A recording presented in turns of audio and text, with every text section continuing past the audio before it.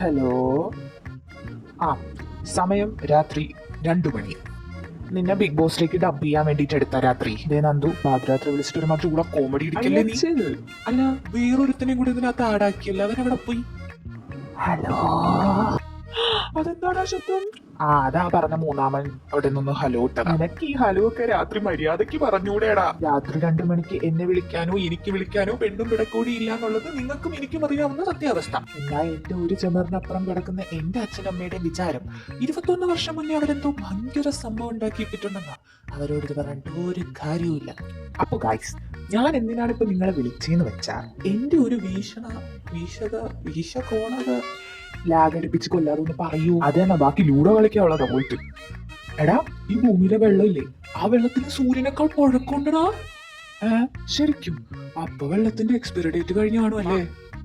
എന്താണ് വെള്ളത്തിന്റെ expiry data? കഴിഞ്ഞു. ഇനി വെള്ളം ഉപയോഗിക്കാൻ പാടില്ല കേട്ടാ. അതന്നെ, ഇനി ഉപയോഗിക്കാൻ പാടില്ല. ഇതുകൊണ്ടാണ് ഞാൻ ദിവസം വിളിക്കാത്ത. ഇനി വല്ല ചൊറിയ ചിറങ്ങ വന്ന എന്ത് ചെയ്യും? മുടുക്കൻ ഒരു കാരണം കിട്ടാൻ വേണ്ടിട്ട് ഇരിക്കുകയായിരുന്നു. അല്ല കിച്ചു, നീ പോയാ? ഇല്ലടാ, ഞാനിവിടെ ഉണ്ട്. ഞാനൊരു കാര്യം ഇങ്ങനെ ആലോചിക്കുമായിരുന്നു. അങ്ങനെ നിനക്കെന്തെങ്കിലും ഞാൻ പറഞ്ഞത് ബുദ്ധിപരമായിട്ട് ആലോചിക്കാൻ പറ്റില്ല. അല്ല, എന്താ നീ ആലോചിച്ചോണ്ടിരുന്നത്?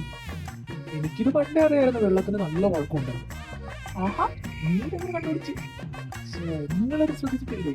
കണ്ടിട്ടില്ലേ ഓരോ കുളത്തിലൊക്കെ പായൽ പിടിച്ച് കിടക്കണേ? നല്ല വഴക്കമുള്ളതുകൊണ്ട് അതൊക്കെ പായൽ പിടിച്ച് കിടക്കണേ.